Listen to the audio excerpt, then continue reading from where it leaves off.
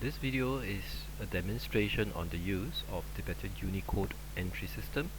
The system is developed based on Microsoft Excel with macros enabled. So the motivation for creating this system is it's going to be a free system that you can download from SourceForge. The link is given below, and it is meant for people of all backgrounds to use. It's a simple system. It allows one to just click on characters on the screen and build up complex Tibetan stacks. So the Tibetan stacks are formed by first selecting the core characters, which is highlighted here in green, followed by the lower stack characters. Sometimes there is a further lower stack characters. You also choose it from this area, which is the orange area, and there is the blue area where it contains the top stacks. So most of the top stacks, as you can observe here, they are the vowels. One of the vowel U is actually in the lower stack area because it falls below the core character. So the order that we need to click on is first of all the core character, then followed by the lower stack, and if there's further lower stack, you need to click on that before lastly you click on the upper stack. So this is the general guideline, and let's say how to use it is we open up this Excel file. I personally would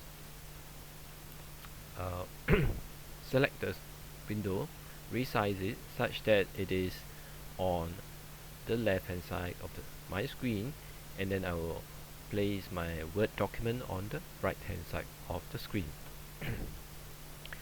So once that is done, then I will start to use the system to create the Tibetan characters.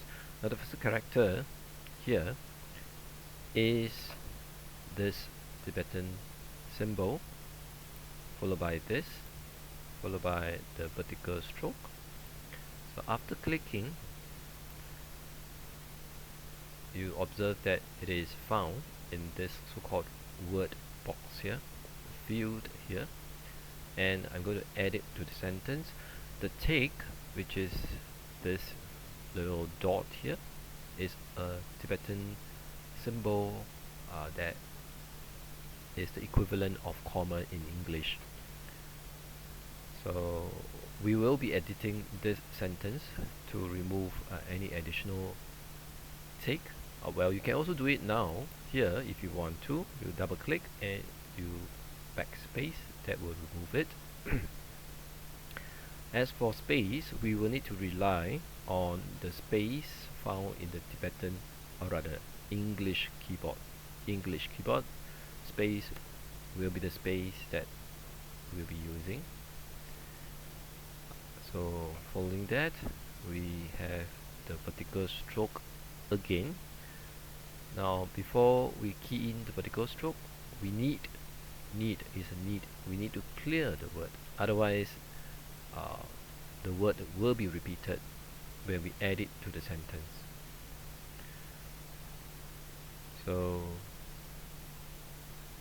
now it is a vertical stroke that is the last character that we have entered. So what you may need to do is, if it's a repeated character, you need to click somewhere other than the previous character. Okay. So for here, I've clicked on the word character. Then now I'm going to click on this vertical stroke again, and thereafter the character here is da, pa, and la.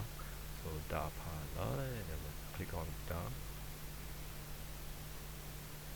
pa, and la, and I'll add it to the sentence, followed by a la again.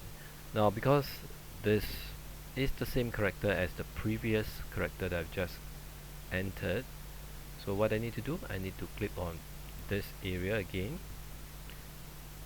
so that now the system knows that I am selecting another new character.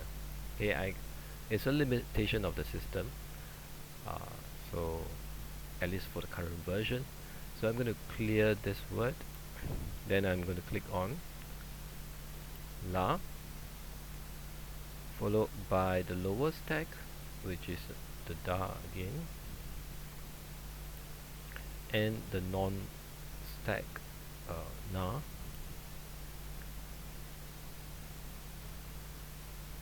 Oh, mistake. Okay, my mistake. Clear the word. I have La, but the Da is actually a lower stack, so I need to choose a lower stack. Da, just here.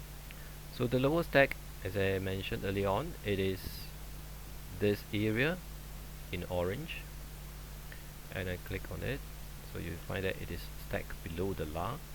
Then thereafter, I'm going to click on the Na. Okay, and I add it to the sentence. Next is the Ga.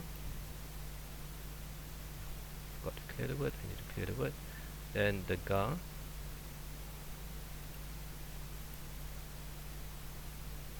Followed by the Ra. Now there are two Ras. This is the non-stackable Ra. This is the stackable Ra. So it is a small stack Ra. So then I'll click on this, followed by a lower stack Ma here.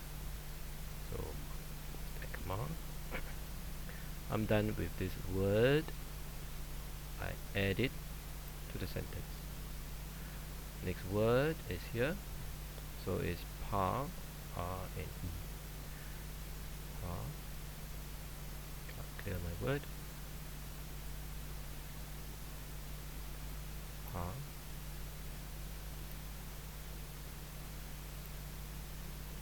And then add it to the sentence. Should I read any of these Tibetan characters wrongly or word, please forgive me. I have very limited knowledge on their pronunciation.